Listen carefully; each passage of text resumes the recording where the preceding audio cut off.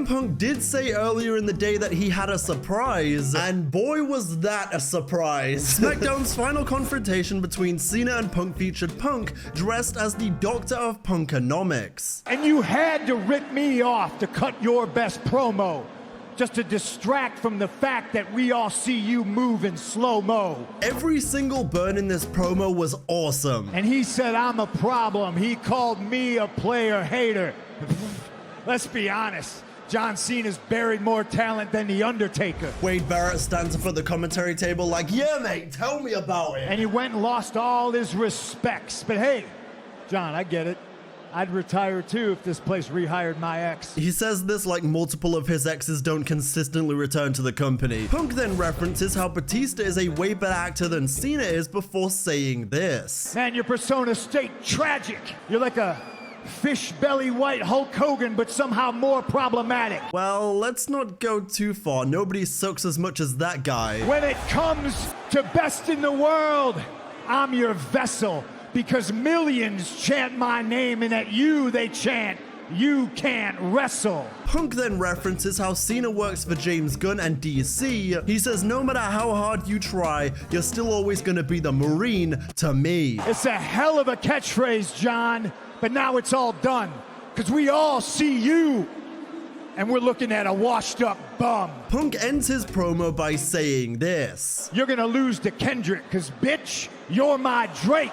God damn. I said god damn. It's a shame they're hailing this as the final match between them, because man, imagine the final match being in Chicago just like old times. I also have to apologize and say, Saudi Arabia, I'm sorry. I previously said something akin to the Saudi crowds not being the best for dream matches, and in the past you haven't sometimes, but hey, every crowd has an off day. But last night in the Kingdom Arena, as the first time they were in that arena, you guys brought it big time. From singing Randy Orton's theme song to singing Cody's theme song.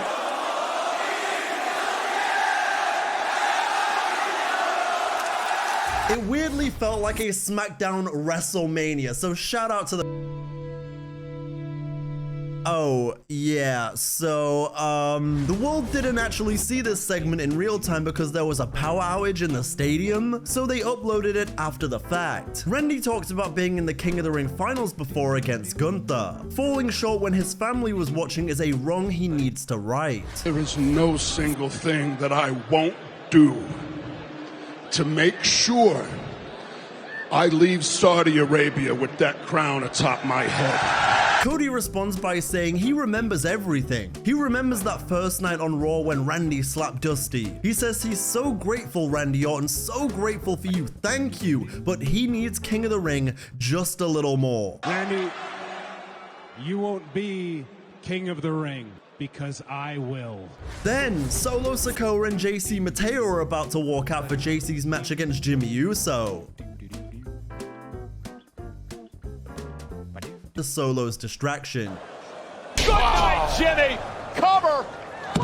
Off the tour of the islands, JC Mateo. Then, after the match, Solo tries to get Jimmy back in the family and he gets the taste slapped out of his mouth. Then as they attack Jimmy, here comes Jacob Fatu. Ya know what I mean? Perhaps repaying the favor to Big Jim from last week.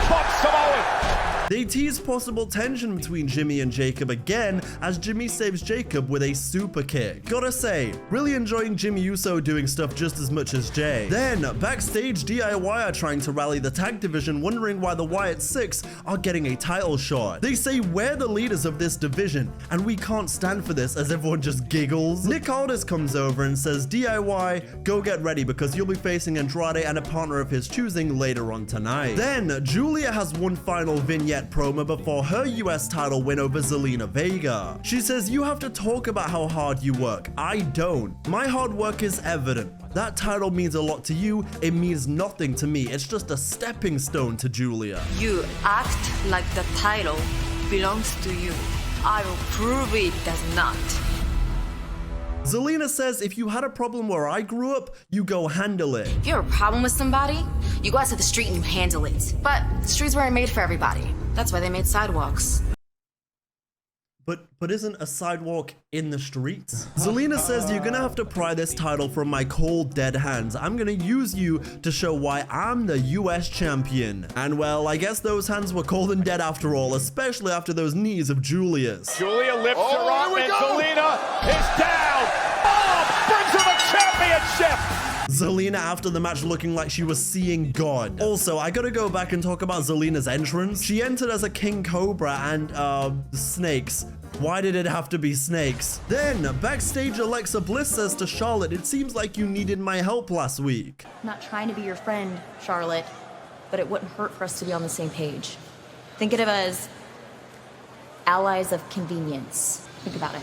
Allies of convenience. AOC. Oh, wait. Then it was time for Wade Barrett to host the final confrontation between Asuka and Jade Cargill before Queen of the Ring. They also flash back to Wade Barrett winning King of the Ring 10 years ago against Neville. Big pop from me seeing two Brits fighting to be king. Also, pop for Neville being mentioned. I hear he became a bit of a bastard in his later years, but back then he was chill. I don't plan on just taking the title. I plan on taking the whole damn throne. Asuka responds by saying this. Do you know who I am?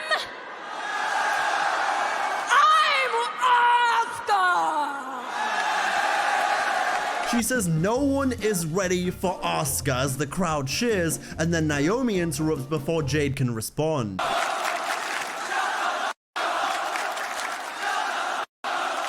Naomi's reaction, absolutely priceless. She says she's gonna take it all away from Jade, just like she took away the big three with Bianca. She says it would give her such great pleasure to ruin the biggest night of Jade's career. Finally to this Wade, and Asuka now taking the fight to Cargill. Well, preview ahead of tomorrow night.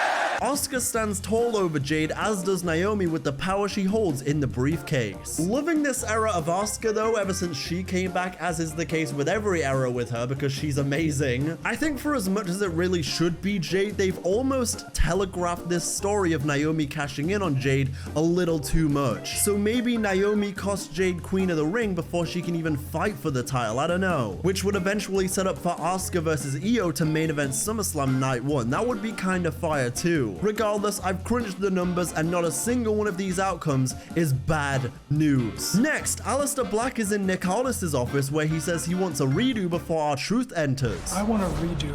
I'm driving now. What's up, Nick? Look, back up. Back up, dog. Truth says he wants Cena tonight, but Aldis says he's busy with Punk. I'm here for John Cena. You know what? Don't even worry about it. Aleister, I apologize. We're going to get to your stuff. I promise you that.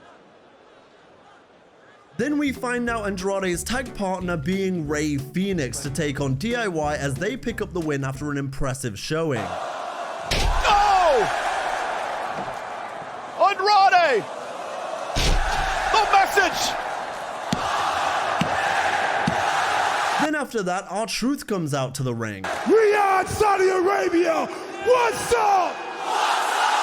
I am Ron Killings. I am the truth. Now, I'm confused because the character in the last few weeks has become such a weird hybrid. It's like it's all fallen apart since he cut his hair off. Everything around that time was great, and now I don't get the mishmash. If he's Ron Killings and he's cutting his hair off, what was the point in such a symbolic change just to return to R-Truth music, R-Truth name, and phrases a couple weeks later? Like now they're just saying, whatever, all of that, it doesn't matter. Black Mass!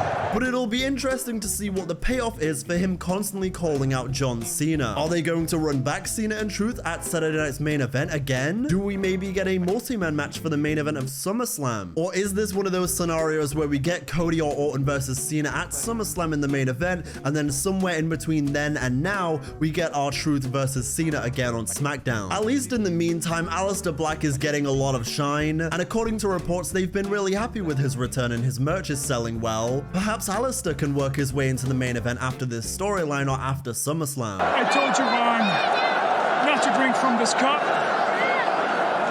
And I guess in a weird way, we're even now, Ron. Meanwhile, the Street Profits are getting ready for their match against the Wyatt Six. The answer is simple. They the only threat we got. So we approach that threat. and we eliminate that threat. Then B-Fab says, I know your boys got it, so go get him. This match is pretty whatever. It ends in DQ when Los Garza attack the Profits because all the teams are at ringside. Angelo Dawkins now dragged out by DIY. Fight gets underway outside the ring. Give it Now up. Los Garzas gets involved. Then the teams just start brawling afterwards. Rowan gets a little bit of shine, hitting a spin kick and going for a choke slam, until all of the teams once again gang up on the Wyatts until Uncle Howdy catches Axiom. After Chaos went up. Again, I'm just kind of cold on the Wyatt 6 now. Oh, God! Montez Ford as well. Like, I'll give it a chance. It hasn't been long since they returned. I just don't know how much I really want to see them do anything further on SmackDown. Outside the arena, Big Jim confronts Jacob Fatu. Is there a problem here? Ain't no problem, Moose. It's just respect. I give respect where it's due at. And the way you stepping up to Solo, that's what I should have done a long time ago. That's all I'm saying. Jacob responds by saying this. If you just get in where you fit in, then we gonna be all right, Big Jim. Yada, man. We talk a lot about the Bloodline story not being as compelling or as prime as it once was, but Jimmy, Jacob, and Solo are low-key restoring the feeling. Then it was time for the last woman standing match between Nia Jax and Tiffany Stratton. This match slapped. Did something nasty. Now splashes through Tiffany and through the table. I know we've seen this rivalry for a while. Some people are tired of the same challenger, I get it, but they work so well together. Tiffany just gets up at a count of 9 to Nia's disbelief. This match had swanton bombs, kendo shots, a Samoan drop on the announce desk. Then after further brawling at the top of the stage, Nia hits an annihilator and another one with a steel chair.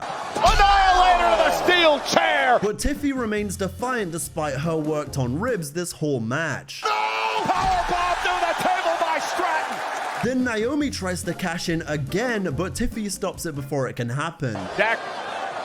Stratton. Oh, prettiest moonsault. Finally, Tiffy uses the briefcase to hit Nia off the apron through 2 tables to retain the championship. Jax. And using the briefcase, Jax through both tables. Tiffany Stratton is the last woman standing.